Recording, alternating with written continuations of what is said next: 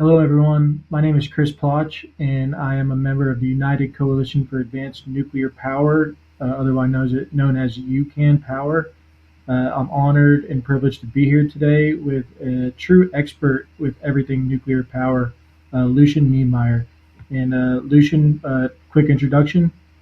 Yeah, sure thing. And first of all, appreciate the opportunity to speak to the energy conference, co-sponsored by University of Guam and the Guam Power Authority. I'm really thrilled to offer up a few minutes here with Chris to discuss an issue that's near and dear to my heart, which is nuclear power.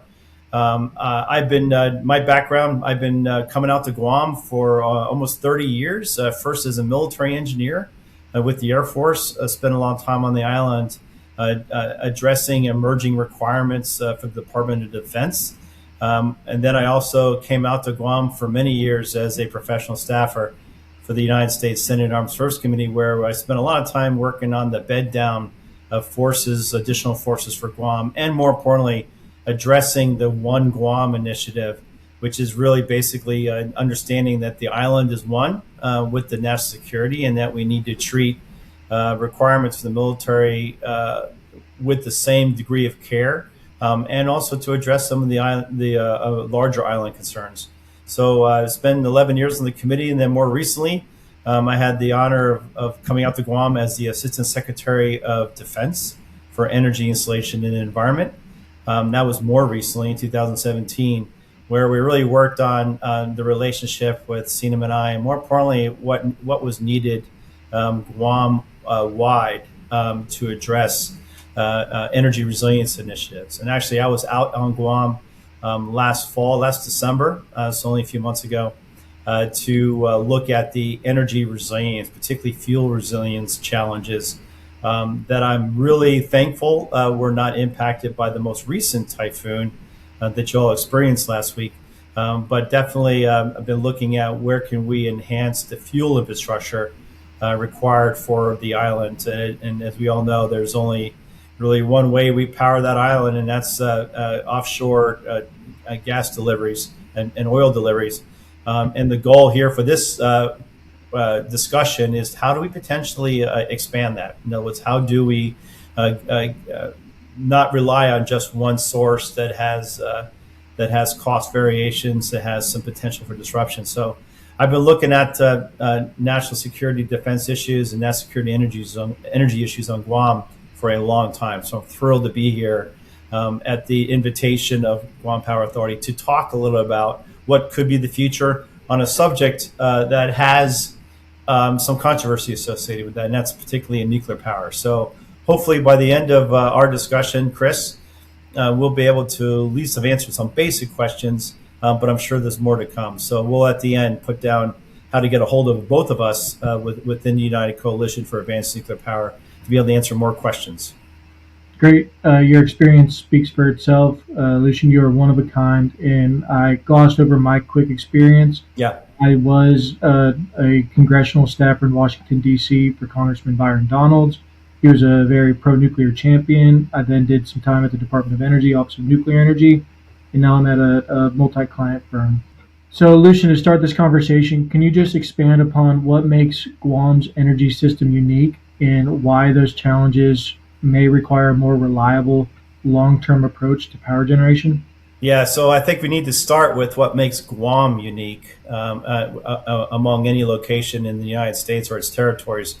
Guam is the strategic hub for us in the Western Pacific.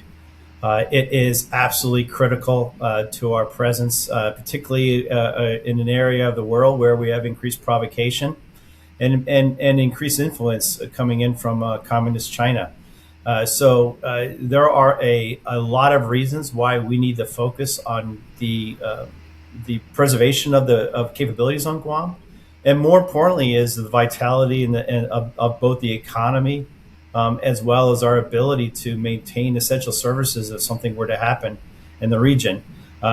We're experiencing right now a blockade. Now we're the ones implementing the blockade, but the intent is to use energy policy and access to energy as a way to coerce an adversary. And God forbid, we do not want that happening to us anywhere in the country, let alone Guam. So when you look at the current ways for which energy is provided across the island and its sources, which comes in from offshore, I think the goal is overall is how do we potentially build some redundancy and some enhanced capability in that. The Department of Defense and our nation's national defense has always had a role in funding how Guam is powered going back to post World War II. And from my perspective, it needs to we need to look at where more can the Department of Defense contribute to the resilience and the reliability of Guam power. Thank you. No, that's a brilliant answer. And kind of digging a little bit deeper, talking about the specific attributes of Guam and Guam's needs, reliability, resilience, long-term cost stability, and thinking about nuclear nuclear energy as a potential option. Can you just share your thoughts on why nuclear may be a potential option here?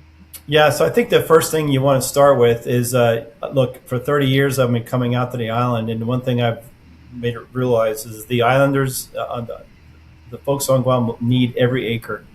When you're looking at an island territory, every acre is sacred. And I was definitely at the top of my mind as we were looking out for years ago at the bed down of more forces, is that once an acre is taken, it's never given back.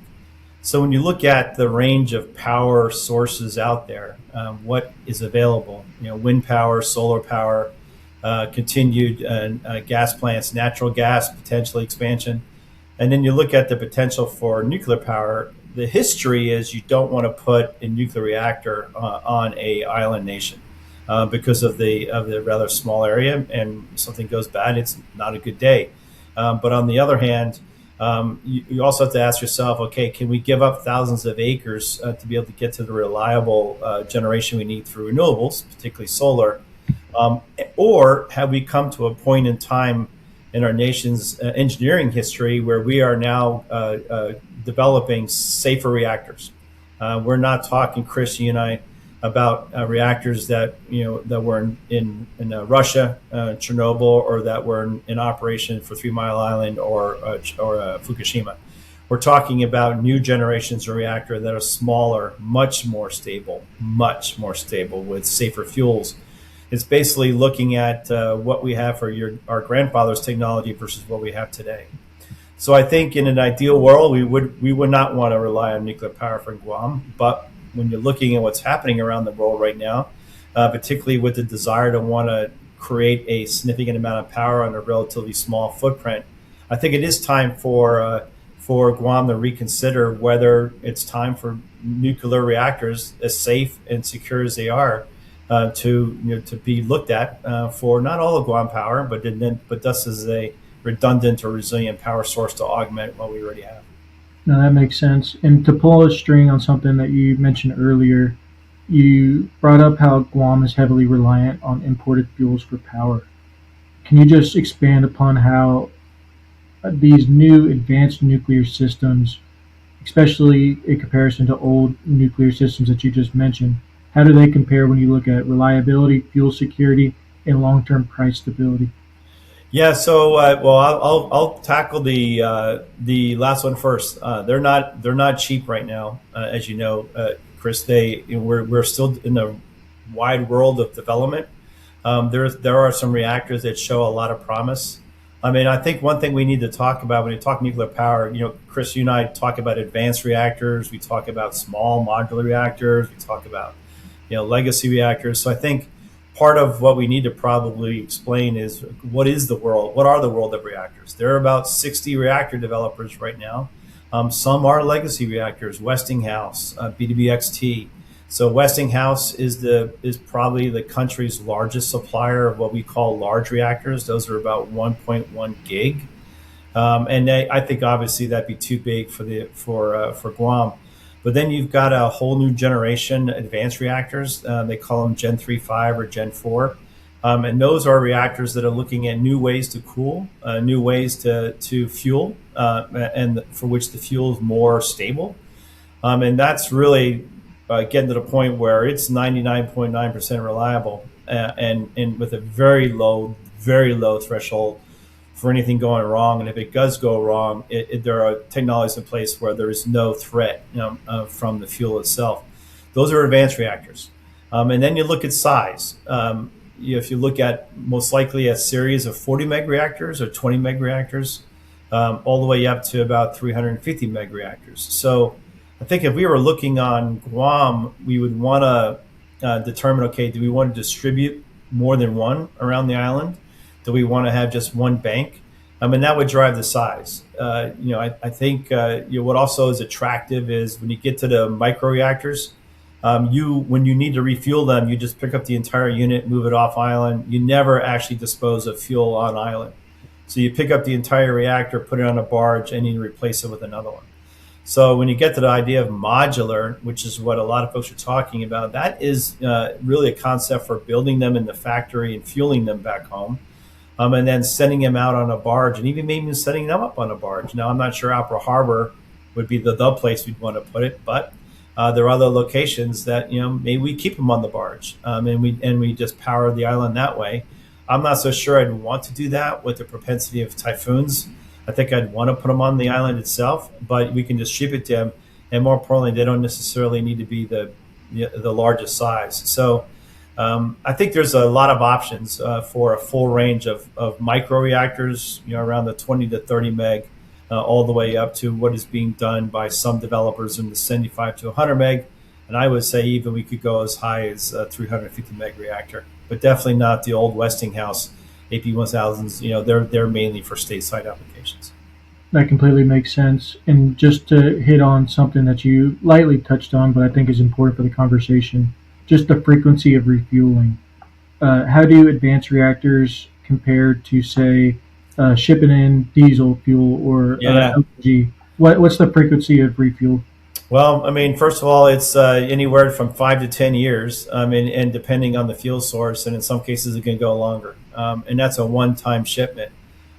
So I think when you hear about releasing or reducing the tether of fuel, and particularly for Guam, when you rely so much on your existence from that fuel supply, that oil and gas supply coming in from other sources, this would give you that reliability and redundancy, and power quality.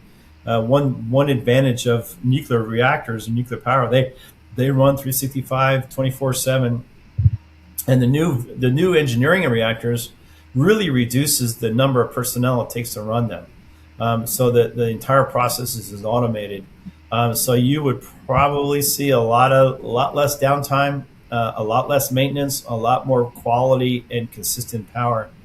So I think when you add it all up, for as much as the first look would be, oh, I don't think we're ready for this, once you start looking at the range of capabilities and advantages by having a secure fuel supply on the island for 10 to 15 years, I think the pros and cons start stacking up a little bit, where it's time to reconsider or consider nuclear power from Guam. No, that's a great answer, especially from a national security perspective. Reduce the targets as well. Next question. Where do you see the most immediate and practical applications for nuclear on Guam? And if you could just provide some examples of potential use cases. Yeah, so look, I mean, the most important thing is it cannot be installed on the back of Guam ratepayers. It's just not going to happen because of the fact that it's too small of a ratepayer base.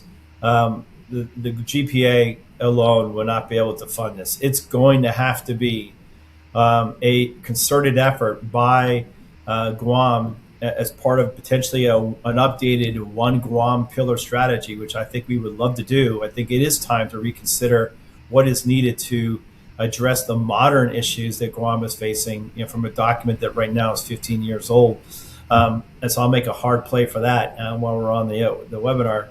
But I do believe that this has to be initiated by the Department of Defense. Or Department of War, depends on where you're at right now. We have a significant number of requirements emerging for Guam that go beyond the bed down. I definitely think we have to install some type of missile defense program for Guam to keep that island nation safe as the first front facing China. We have a long-range ballistic missile threat right now to China that we have to counter. That's an existential threat to the islanders. So when you start looking at those programs and what we need across the board for Golden Dome, for future radars, we need resilient power on Guam. Now GPA does an amazing job. Nothing against them as far as keeping the lights on, but I think if we're going to add more load, and part of this problem is we don't know what load we're going to add it. We may be looking at the 60 meg of additional national security load. The Guam Power Authority, to their credit, has been begging the Department of War come up with the requirements so we can start planning for it. But I think the leaders at GPA are correct. I think we're going to all of a sudden Department of War is going to wait, and all of a sudden, hey, we need 60 meg in 3 years, and they're going to be like, yeah, good luck with that. So I have a feeling that what will happen if we deploy nuclear power to Guam, it will be at the expense and cost borne by the Department of Defense, which I think is the right thing to do. That's the legacy of Guam, where for the most part the original power system, GPA has done a great job to grow out our power systems, but the original power systems were built by the Navy, and I think we definitely need to look at that if we're going to be installing a new type of generation that needs to be supported and the risk carried by the Department of Defense. Of course, no, that makes sense, and you're painting a pretty clear picture. So, assume that Guam does welcome nuclear power with open arms. Yeah, that's a big assumption. If Guam successfully integrates nuclear into their energy portfolio, where are we at in 10 to 15 years from now in terms of cost, reliability, and overall energy security? Yeah, and this is an interesting one because of the fact that the cost of these reactors is prohibitive. So I could definitely see in 10 or 15 years, we have a series of 40 meg, I'd just say 10 years. We have a series of very reliable 40 meg or 30 meg generators operating around the island. Part of the issue with the island is when a typhoon hits, it's not necessarily the generation, it's the distribution. And I know GPA has a bunch of requirements to take overhead lines and bury them to give themselves more resilience and redundancy from extreme weather events. So I could definitely see the desire to want to basically distribute new generation capabilities around the island and tie them into that local distribution system. So if a typhoon does hit, we don't lose all power because you've got these localized generating plants that are continuing to operate. So now, what does that do for ratepayers? It at least gives them that reliable power, they've not paid for. I definitely see if the Department of Defense invests in enough, not just for their own capabilities, but to address that one Guam issue, I could definitely see ratepayers benefiting from the capital improvements without an increase in electricity rates, which are incredibly high right now. So I can see in 10 or 15 years rates coming down as we add this resilient power. And more importantly is once you put in the nuclear power plant, those rates are locked.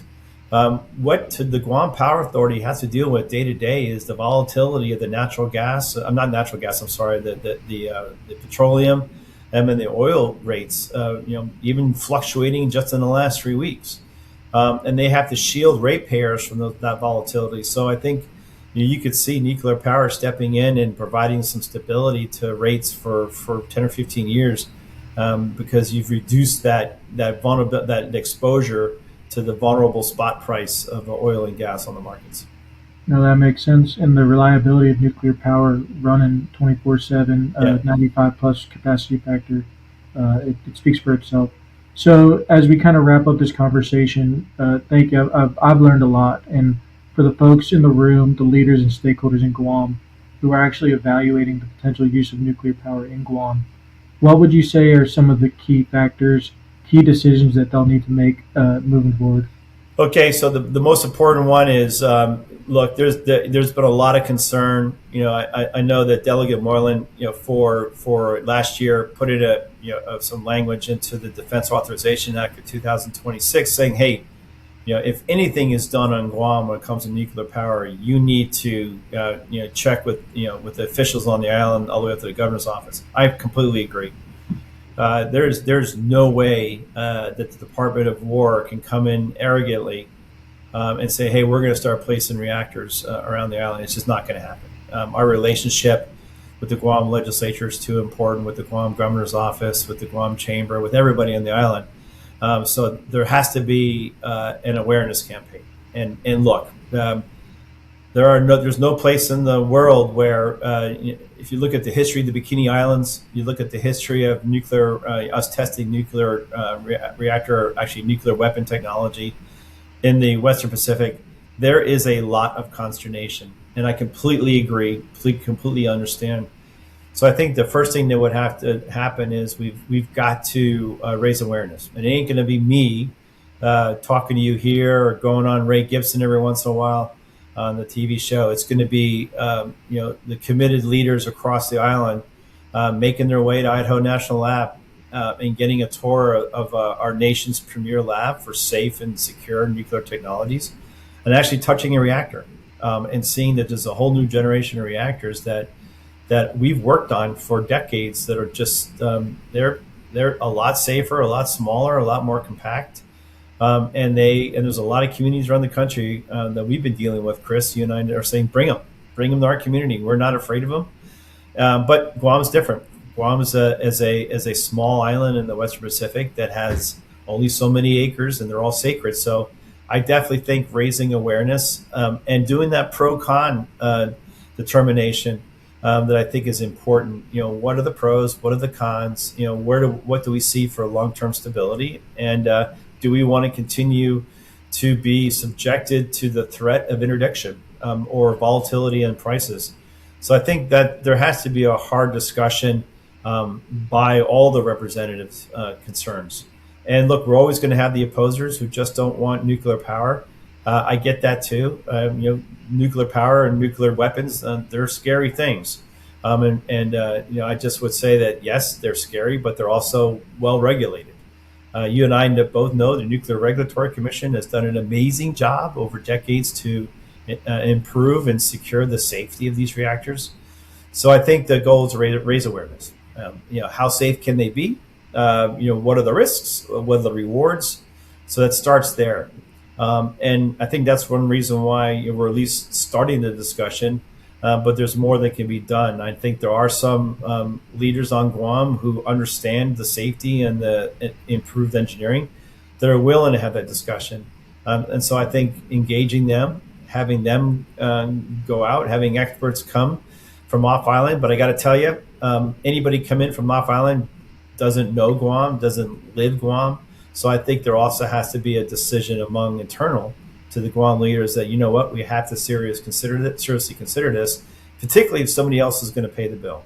And that's the reason, the Guam governor's office and the Guam legislature make requests to the Department of War all the time for investments in a wide range of issues, whether it be a hospital, whether it be fuel resilience. And they got to put this on the list, particularly if they want missile defense. Yes, we'll take your investments, but you also have to come with reliable powers. We can't find a way to generate another 60 megawatts without the Department of Defense investing in generation. And I'm not so sure the island wants another 1,000, 750 kW diesel generators. I think there has to be something that's cleaner. We haven't talked about that at all. Nuclear power is a clean power source. It does not put emissions in the air. So I think for long-term air quality and air safety, you do want to look at a source that's not necessarily spewing emissions all the time. So I do appreciate Guam's focus on solar power, particularly, plus batteries. That's a great thing. But again, I'm just concerned about there's only so much acreage on the island where you can do that. You've got to come up with another reliable power source. So again, raise awareness. See where you can get some expertise on the technology, not on whether Guam should use it, and then ultimately start asking yourself long term: would this be in Guam's best interest, economic interest? I don't think any island nation or any nation, you look at Puerto Rico, wants to attract technology and investment when they don't have a reliable power source. So the question is, okay, where can we use that reliable power source to drive more invitations for technology manufacturing to come on the island? I would love to revive the Guam shipyard. That's not necessarily the concern over power there. That was a lot of issues that went into that, labor and otherwise. But you look, having a reliable power source, I think, starts to set the stage for where else we can make improvements. So I think that's probably the next steps. I know it's a really long answer to a short question, but I think that's one reason why we wanted to put this webinar together and offer it to the conference that's happening in April, and really to start the conversation. I hope for those who are on island, if there is an interest to continue that discussion, there are plenty of experts that can come out, or certain Guam delegation members can make their way to Idaho to take a look at it. But I think that's what has to happen. We have to raise awareness, get comfortable that this is a viable way forward to address some of the concerns that Guam has right now. Lucian, so thinking more on the national security side thing, the Department of War, can you just expand upon some of the Department of War programs that are currently underway that might actually contribute to nuclear power in Guam? Yeah, so that's a great question. Thank you. And look, I think the folks on the island have been most familiar with Pele. There was at one point an Army program that was destined for Guam, I would say erroneously. But Pele is a rather mature development project within the Department of War for a deployable reactor, about a meg to 2 meg, but really intended for contingency environments. It's a little too small for what we might need on Guam. That program's been in place for about 7 years. It is now under construction at Idaho National Lab. It's a test reactor. And the lead contractor for that is BWXT. So that program's been around a while. It's changed, and I'm not so sure it's going to be able to fulfill its original mission, as both the cost and the weight has grown. But that's the program I think that's been most associated with Guam. The Department of the Army was assigned the lead by the President of the United States in 4 executive orders last year to develop other reactor programs. So they released a program called Janus, Project Janus, in October of 2025, that looks at deploying reactors to various military bases in the United States. And that's about a 20 meg reactor. Fortunate for the folks on Guam, Guam was not one of those locations. The Army did down select 9 Army forts in the United States. And I'll say that most of the communities that are on that list are openly and aggressively activating for bringing a reactor to their installation, because it's instant military value. Once you put a military base on a resilient power source and take it off the commercial grid, it becomes a lightning rod or an attractor for other missions because of the reliable power. So the Army is underway. We're all expecting to see a very healthy funding line in the 2027 Defense Authorization Act for billions of dollars to start buying these reactors. So that's the Army. The Air Force continues under another program, and that is through a collaboration with the Defense Innovation Unit. It's called AMPI, and it's Advanced Nuclear Power Initiative. And that started in 2024. And so the Air Force continues to look at locations around the department where they can deploy reactors through that program. And lastly, but not least, the Navy is actually taking another approach, and they consider energy dominance to be a high priority for the Department of the Navy. So they put out what is referred here back in DC as an other transactional agreement, an OTA, for the development of resilient power sources with the co-location of a financing source. So in this case, data centers. So the Navy right now is in the process of evaluating locations around the continental United States for the placement of a reactor of any size, and the co-location of data centers that would serve as the off-taker. So that would be a financing mechanism. So the Army is looking at having DoD pay, or DOW pay for them. The Navy is looking for the private sector to pay for them. So all three, and plus the Air Force, all pretty aggressive programs to meet the president's demand for energy dominance, particularly in the nuclear space. So it's interesting to see how all three services are taking a slightly different approach. But all three services have active solicitations out on the streets. None of them involve Guam right now. But I could definitely see if Guam were to express some interest, particularly the officials on the island, they would open up those solicitations to see where Guam could be considered for reactor. Extremely insightful answer. I will say that there are a ton of resources out there regarding nuclear energy. It's just going and looking them up and doing research on them. Nuclear, the benefits of nuclear speak for itself. In addition to everything Lucian you said today, I guess any closing thoughts for the folks in Yeah, Guam? this is a tough decision. Look, it's not an ideal scenario here. You know, with societies are going increasingly more towards electrification. That makes electricity that much more important for existence.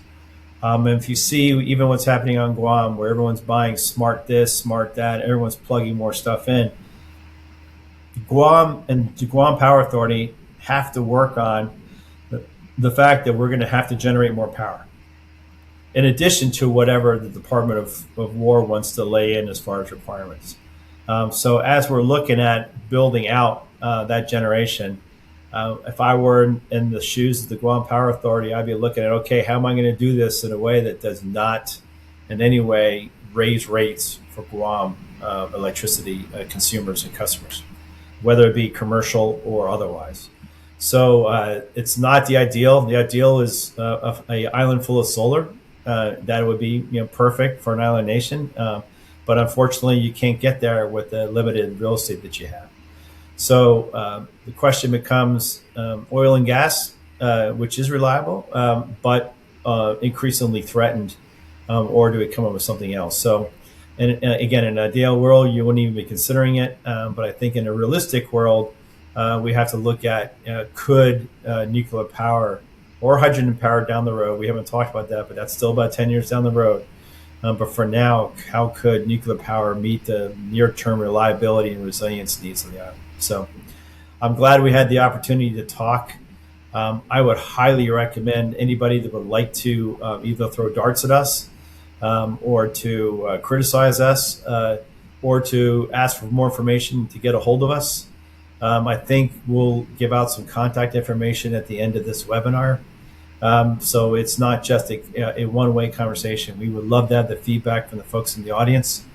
And more importantly is to address their concerns, or at least to try to find ways to address their concerns. So I appreciate the opportunity. I'm hoping that this does, that we are live or in Guam.